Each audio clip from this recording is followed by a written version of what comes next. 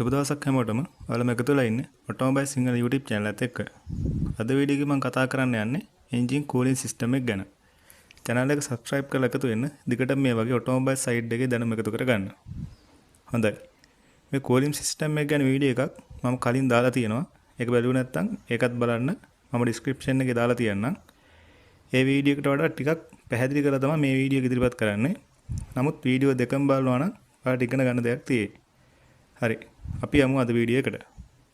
මුලින්ම අපි කෙටියෙන් බලමු මේ කූලින් සිස්ටම් එකක් ඇයි වාහනයකට ඕන වෙන්නේ කියලා. ඔයාලා හැමෝම දන්නවා එන්ජින් එකට ඉන්ධන දහනයෙන් පස්සේ තාප ශක්තිය නිපදවෙනවා කියලා. මේ තාප ශක්තිය අවශ්‍ය ප්‍රමාණයට වඩා වැඩිපුර આવොත් එන්ජිමේ ක්‍රියාකාරීත්වයට ලොකු ප්‍රශ්නයක් වෙනවා. ඒ නිසා මේ උෂ්ණත්වය අවශ්‍ය ප්‍රමාණයට පාලනය කරගන්න එක තමයි කූලින් සිස්ටම් එකකින් අපි සිද්ධ කරගන්නේ. ඒ වගේම මේක ලික්විඩ් කූලින් සහ එයාර් කූලින් කියලා ප්‍රධාන කොටස් දෙකකට බෙදෙනවා. ඒ පිළිබඳව වැඩිදුර කතා කරන්න යන්නේ නැහැ. මම කලින් දාපු වීඩියෝ එකේ බේසික් ටික සරලවම පැහැදිලි කරලා තියෙනවා. ඒ වීඩියෝ එක අනිවාර්යෙන් බලන්න. අද මම කතා කරන්නේ ලික්විඩ් කූලින් සිස්ටම් එක ගැන. හරි. මේ එන්ජින් මේ හීට් එකක් නිෂ්පාදනය කරනවානේ. ඒක අඩු කරන්න බ්ලොක් එක ඇතුලේ තියෙන ජලය මගින් මේක උරාගෙන ඒ රත් වුණු ජලය නැවත රේඩියේටර් එකට යවනවා. ඒකෙන් වතුර කූල් කරලා තමයි නැවත එන්ජින් පැත්තට ලබා දෙන්නේ. මේක තමයි සරලවම වෙන්නේ. මේක කාර්යක්ෂම කරගන්න වෝටර් පම්ප් එකක් දාලා තියෙනවා මේ දෙක අතරට. මේක එන්ජිමේ රොටේෂන් එකෙන්ම තමයි කරකෙන්නේ. ගොඩක් වෙලාවට බෙල්ට් එකක් යොදාගෙන තියෙනවා. එහෙම නැත්නම් චේන් එකක් වෙන්නත් පුළුවන්. එතකොට එන්ජිමේ වේගය අනුව මේ වෝටර් පම්ප් එකේ වේගයත් වෙනස් වෙනවා.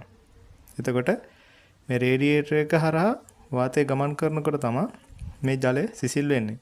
ඒක නිසා තමයි වාහනේ ඉස්සරහට වෙන්න රේඩියේටර් එක දාලා තියෙන්නේ. මේ ක්‍රමය හොඳයි. අපි වාහනේ ගොඩක් වෙලා දිගටම ඩ්‍රයිව් කරන වෙලාවට අපිට ට්‍රැෆික් එක ගොඩක් වෙලා ඉන්න උනොත් මොකද වෙන්නේ? ඔයාලා අහලා ඇති මේ වෙලාවට එන්ජින් ඕවර්හීට් වෙන අවස්ථාව ගැන. මේ අඩුපාඩු නිසා මේකට ෆෑන් එකක් දාලා තියෙනවා. මේකත් එන්ජින් රොටේෂන් එකෙන් තමයි කරකෙන්නේ. නමුත් වර්තමානයේ අලුත් වාහනවල ඉලෙක්ට්‍රික් ෆෑන් එකක් තමයි තියෙන්නේ. රේඩියේටර් එකට මවුන්ට් කරලා තමයි ගොඩක් වෙලාවට මේ ඉලෙක්ට්‍රික් ෆෑන් එක තියෙන්නේ. මේ ඉලෙක්ට්‍රික් ෆෑන් එක ඔපරේට් කරන්නේ එන්ජින් කන්ට්‍රෝල් මොඩියුල් නැත්නම් පවර් ට්‍රේන් කන්ට්‍රෝල් මොඩියුල් කියලාත් කියනවා.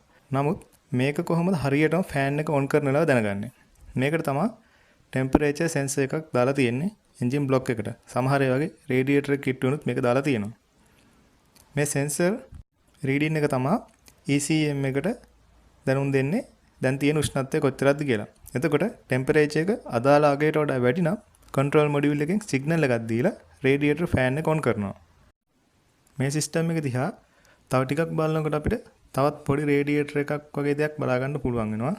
හැබැයි මේක භාවිතා කරන්නේ කූලින් ප්‍රොසෙස් එකට නෙමෙයි. මේකට අපි කියන්නේ හීටර් කෝ එක කියලා. පැසෙන්ජර් කම්පාර්ට්මන්ට් එක හීට් කරන්න තමයි මේක භාවිතා කරන්නේ. අපි බ්ලෝවර් එක ඔන් කරලා හීටින් පැත්තට දැම්මට පස්සේ මේකේ එන හුලන් ධාරාවක් මේ හරහා ඇවිත් තමයි කැබින් එක හීට් කරන්නේ. ඊළඟට වැදගත්ම කොටස තමයි තර්මෝස්ටැට් වෑල්ව් එක. මේක පොඩි වෑල්ව් එකක් එන්ජිම පැත්තේ තියෙන ජලයයි රේඩියේටර් පැත්තේ තියෙන ජලයයි අතර මැද තියෙන. සාමාන්‍යයෙන් මේක තියෙන්නේ එන්ජිම පැත්තේ අපර් රේඩියේටර් හෝස් එක හරි ලෝවර් රේඩියේටර් හෝස් එක හරි ළඟ. දැන් තර්මෝස්ටැට් වෑල්ව් එක ගැන වෙනම වීඩියෝ එකක් මම දාලා තියෙනවා. ඒකත් අනිවාර්යෙන් ගිහින් බලන්න. මම ඩිස්ක්‍රිප්ෂන් එකේ දාලා තියන්නම්. හරි. මේ එන්ජිම ඇතුලේ තියෙන ජලය අවශ්‍ය ප්‍රමාණයට රත් වුණාට පස්සේ මේ තර්මෝස්ටැට් එක හරහා රේඩියේටර් එකට මේ ජලය යනවා. නැවතත් කූල් වෙලා එන්ජිමට ඇතුළු වෙනවා. ඊට පස්සේ මේ රේඩියේටර් කැප් එක ගත්තාම ඒකත් ඉතාම වැදගත් කොටසක් මේ සිස්ටම් එකට එකතු කරනවා. මේකේ ප්‍රධාන කාර්ය තුනක් වෙනවා. පළවෙනි එක තමයි රේඩියේටර් එක සීල් කරලා තියාගන්න එක. ඊළඟට ඔයාලා දන්නවා ලික්විඩ් එක රත් වුණාට පස්සේ ප්‍රසාරණය වෙනවා. එතකොට මේ ප්‍රසාරණය දරා ගන්න බැරි වුණොත් උපකරණ වලට ඩැමේජ් වෙන්න පුළුවන්. ඒක නිසා මේ ප්‍රසාරණය වෙනකොට ඒක මේ මූඩිය හරහා ඕවර්ෆ්ලෝ ටැංක් එකට ගමන් කරනවා.